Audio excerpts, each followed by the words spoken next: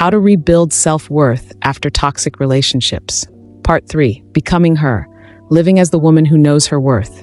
You are not who they said you were. You are not too emotional. You are not too much. You are not unlovable. You are more than enough, exactly as you are, especially now. Welcome back, beloved. If you've walked with us through part 1 and part 2, you've faced pain with courage and softened into healing. Now, in this final part, we begin the becoming. This is where we reclaim our life, not just in theory, but in practice.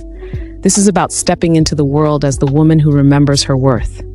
You're not just surviving anymore, you're living, you're choosing, you're becoming. Let's walk forward together. 1. The new you is not a fix, she's a return. We often think of healing as a makeover, a new version, a better woman. But the truth? The healed you is not a brand new invention. She's the version of you that existed before the lies, before the pain, before you were told you were too much or not enough. She is your original self. She is joy before guilt. She is softness before shame. She is power before you were taught to dim it. So when we talk about becoming her, what we really mean is coming home to yourself. 2. Redefining what you want. Now that you've cleared out the noise of that toxic relationship, now that you've softened your inner voice, let's create a new vision. Ask yourself, what does peace look like to me now? What kind of relationships feel nourishing, not depleting? What daily life feels aligned with who I truly am? What kind of woman am I becoming, and how does she live, love, speak, move? There's no rush to answer these questions. Let them unfold like petals, but begin dreaming again, even in whispers.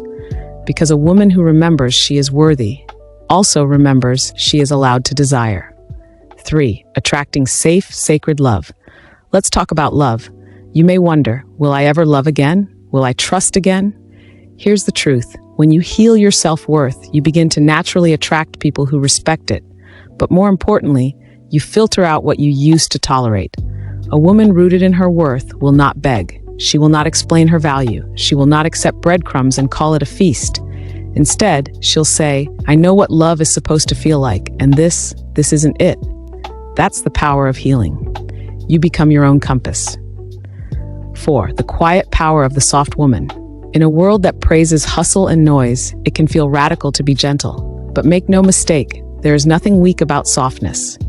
A healed woman who chooses stillness over chaos, compassion over control, boundaries over people-pleasing, is a force of nature. You do not need to raise your voice to make an impact. Sometimes the most powerful thing you can say is no thank you, that doesn't feel good to me. You are powerful, not because you dominate, but because you no longer shrink. 5. When triggers return, meet them with grace. Healing is not a straight line. There will be moments, unexpected songs, places, words that trigger old wounds. You may feel the sting of old doubts. You may feel like you've taken a step backward. But those moments are not proof you've failed. They're proof you're human. And now, you have tools. When a trigger comes, pause. Breathe deeply. Name it. This is a reminder of something painful, not a reflection of who I am today.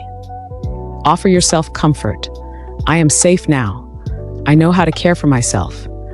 You've come too far to shame yourself back into silence. Meet every shadow with gentleness. You are not broken, you are building. 6. Creating a life that honors your healing. As you move into this next chapter, begin building your outer life to reflect your inner transformation. That might look like letting go of friendships that mirror the same toxicity you escaped, choosing work environments that respect your boundaries, spending time in spaces that feel sacred, gardens, libraries, art, nature, wearing what makes you feel powerful, not what hides you, saying no more often without guilt. You're not here to perform.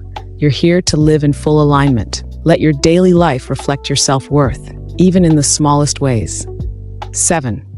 Becoming the woman you needed. As we near the end of this journey, I want to offer a thought. What if your healing wasn't just for you? What if you are becoming the woman your younger self needed? The one who speaks kindly to herself, walks away when it hurts, laughs without permission, asks for what she needs, stands tall even when she's scared. This is not just about leaving behind pain. It's about embodying power, quiet, sacred, soul-level power. You are that woman now, and every day you choose peace over patterns, self-love over self-sacrifice. You're becoming her even more. 8. A letter to you from your future self. Let's end with a vision. Close your eyes if you can. Take a deep breath. Imagine her, your future self. She's peaceful, she's radiant, she laughs easily, she trusts herself. She wakes up in a life that feels like a soft, sacred home. She writes this to you. Thank you for not giving up on me. Thank you for sitting with the pain instead of numbing it. Thank you for choosing growth when bitterness would have been easier. Because of you, I am free. Because of you, I live without apology. I am proud of you. I am you. 9. Final words of encouragement. Dear woman, if you're still listening, still breathing, still choosing to heal, you are already doing the work. You may not feel radiant every day. You may not always feel strong, but your presence here, your willingness to try, is proof. You are not who they said you were. You are who you decide to be. You are love. You are peace. You are power. And your healing, it doesn't make you hard, it makes you holy. Thank you for spending this time with me on the Powerful Bee channel. If this video touched your heart, please know it was created from mine. You're invited to return to it anytime you need a reminder of who you are. And remember, you don't have to become powerful. You already are.